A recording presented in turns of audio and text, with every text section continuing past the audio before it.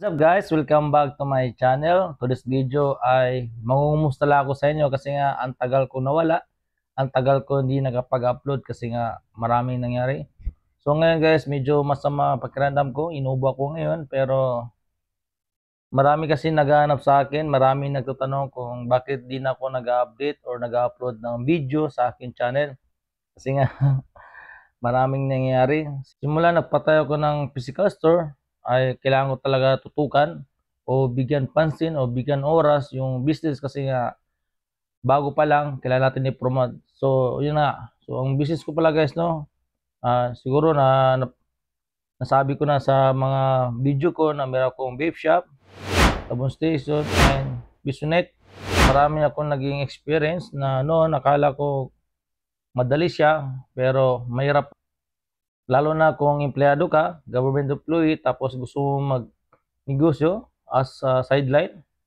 Hindi ko alam kung sideline ba talaga yung ginagawa ko kasi kumikita naman ako na hindi naman sa ganun kalaki pero at least parang may time na mas malaki pa sa sahod ko. Gumawa ko ng video ngayon kasi nga gusto ko lang kayo kumustahin and huwag kayong mag-alala guys. After ng video na to ay mag-upload ako ng mga iba't ibang topic, especially dito sa na-experience ko sa business. And hindi na rin ako updated sa mundo ng PSYP kasi nga napansin ko marami na yata bago. Satisfy ako doon sa Keep Sa Bendo na simple setup lang siya pero kumikita naman siya and then hindi siya sakit sa ulo. Okay, so mag-untila ako ng konti sa bakit ako nawala ng ganong katagal. Kasi una, siyempre, yung aking vape shop ay bago pa lang, so kailangan natin i-promote. Yan, kailangan natin mapakilala sa tao o malaman ng mga tao doon sa area ko o doon sa barangay na yon ay meron akong vape shop o merong vape shop na malapit sa area nila para hindi na kailangan sila bumili sa malalayong o katabing barangay kasi nga doon sa area nila ay meron ng vape shop. Plus, meron na rin sabon station and meron na rin Bisonet. So, nandun lahat. So akala ko, yung talagang problema ko, kailangan maghanap ng customer o client. Pero after nun, siyempre nakilala na siya. And dito na pumasok yung tinatawag nila na supply at demand. So may time talaga pala na, lalo na sa vape shop, sa mga stock ng vape, may panahon talaga na pag sobra yung supply, siyempre mura yung presyo.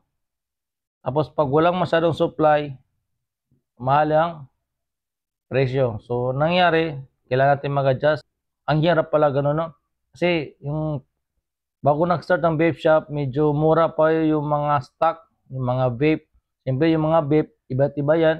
Maraming klase. Tapos, meron talaga mga vape na mabenta talaga kasi gusto ng tao.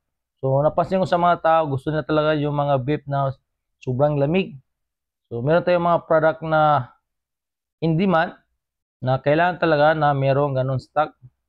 Ayun, nagka-problema ko doon. Kasi dumating sa point na wala nang supply, medyo mahina yung supply, tumaas yung presyo. Sobrang taas ng presyo, kailangan natin malaking puhunan, kailangan natin mag-adjust ng price. So, dahil mataas yung presyo, parang nagdoble yung price, siyempre medyo humina yung benta natin kasi nga kakaunti lang yung nakaka-afford. Pero ngayon, parang napapansin ko, bumabalik naman yung dating presyo. So, ito yung naging experience ko sa vape shop kasi meron nangyari guys na siyempre, medyo mahina ang supply. So, kailangan natin mag-stock kasi wala tayong stock, wala tayong mabenta. So, meron tayong ibang stock, hindi masyado pinapansin kasi merong ibang product na vape na hindi masyado pinapansin kasi iba pa rin talaga yung vape na gusto nila. So, yung stock na yon medyo nagkaubusan na, konti lang. So, tumaas ang presyo. So, ginawa ko, kumuha ko ng konti lang kasi inisip ko baka possible na bumaba yung presyo kasi possible kasi na pag dumami yung supply, magbaba ang presyo. Alangan tayo mag-stock ng marami kasi possible na mahirapan tayo o na malugi tayo. Kasi na-experience ko guys na bumili ako ng konti lang. So, expected ko na magbaba yung presyo. Lalo na tumaas yung presyo, parang nakaramdam ako ng panghinayang. So why not na bakit hindi ako nag-stock ng mas marami kasi akala ko magbaba. So meron point naman nangyari guys na item na vape. So, tumaas yung presyo niya. Ang ginawa ko, nag-stock ako ng marami. So, gina-expect ko na baka tataas pa yung presyo. Ang nangyari guys, bumaba yung presyo. Doon tayo nagka-problema kasi nahirapan tayo magbenta. Hindi tayo pwede magbaba ng presyo kasi nga mahal yung puhunan na nagastos natin. Doon ko naranasan yung supply at demand na kailangan medyo magaling ka mag-timing. Kung kailan ka bibili ng marami, kailan ka mag-stock ng marami, o kailan ka kunti lang yung bibilin mo kasi possible na magbaba ang presyo. So, isa yun sa naging problema ko sa vape shop. Pero ito yun ang good problem. Pag mababa yung supply, mataas yung demand, ibig sabihin maraming mga tao na gusto pa rin bumili ng vape. So, tama ba yung sinabi ko? Ngayon naman guys, sa Sabon Station ay yung gina-expect ko na mabenta siya sa isang barangay kasi nga mura siya. Sipin mo sa isang bote, ito yung presyo niya. Kumpara naman sa sachet, ay hindi pala ganun nangyari. So hindi ko alam kung bakit. Kasi mahina siya, hindi siya ganun kalakas, pero nabibenta siya pero hindi siya ganun kalakas kumpara sa gina-expect ko na nasa barangay yung area ko, yung shop ko. Inisip ko na baka mabenta yung sabon product kasi yung sabon product ay necessity, kinakailangan. Kasi siyempre lahat ng bahay ay gumagamit ng sabon product, lalo na sa paghugas ng plato.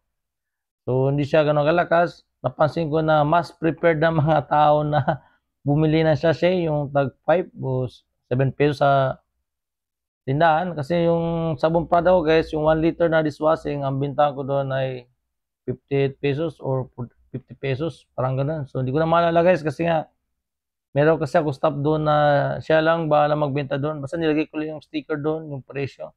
So parang nasa 52 pesos, 55 pesos ba yung sabon product na binibenta ko doon. So hindi siya mabenta, mas prepared pa nila yung nasa tag 5 o 7 pesos sa store na sabon product o yung dishwashing.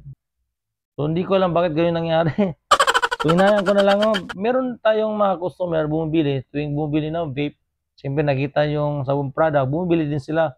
Pero yun na nga, hindi ko alam bakit ganun kasi kung practically, kung gusto ko makatipid, mas pipiling ko bumili ng 1 liter na dishwashing o detergent or Downy ba? Fabcon o fabric conditioner. Kaysa bumili ako ng sachet, pero mas, yun ko, bakit mas gusto nila yung tag 5 o tag 7 o tag 10 na sabon kumpara doon sa 1 liter na nakalagay. Siguro para sa kanila mabigat yun. Pero kung titingnan nyo, yung 1 liter na dishwashing, matagal yung maubos ba kung panghugas ng plato. Ang iba nga, ginagamit yung pangkarwas, kahit meron tayong karwas shampoo.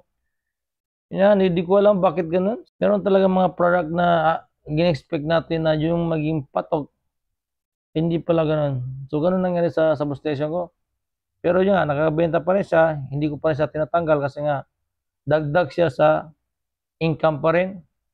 Ngayon, yung sa Pisonet, so, sa Pisonet, hindi man siya ganun kalakas, hindi rin siya ganun kahina. Pero napansin ko, malakas lang yung Pisonet pag patak ng 5 PM, kumaga wala na klase.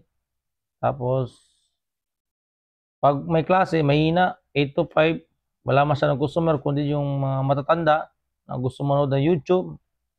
Lalo yung, ang tawag doon, yung Batang Quiapo, yun.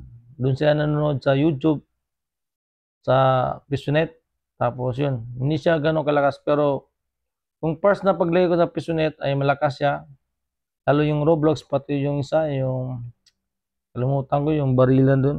So, yun ang malakas doon. Pero siyempre, may panahon talaga na nagsasawa rin yung mga bata maglaro ng Roblox. Tapos ngayon, vacation na. So parang napapansin ko, dumadami naman yung gumagamit sa Pisonet. So yung sa Pisonet, naging problema ko doon. Medyo marami. Kasi yung kinikita ko sa Pisonet, imbis na makabawi ta ng ROI, yung kinikita natin ay nagamit sa gastos. Especially yung mga upuan na monoblock. Nasisira siya kasi nga yung mga bata medyo mga pasaway.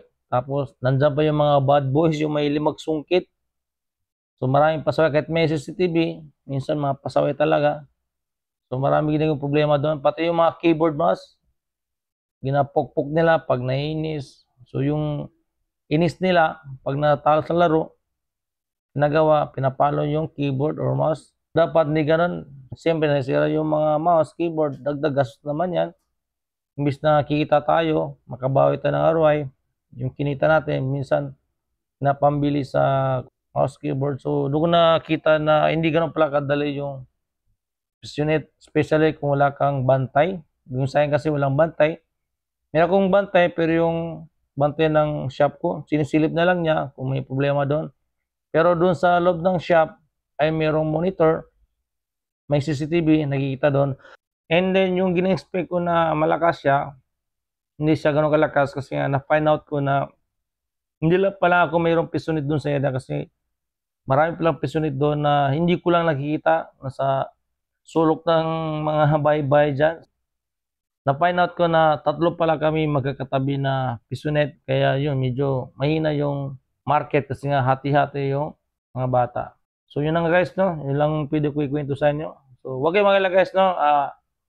Ituturo ko yung mga naging experience ko sa business, sa vape shop, sabon station, pisonet, and kahit paano meron kayo diyan na kahit government employee tayo or employee, pwede pala tayo magnegosyo.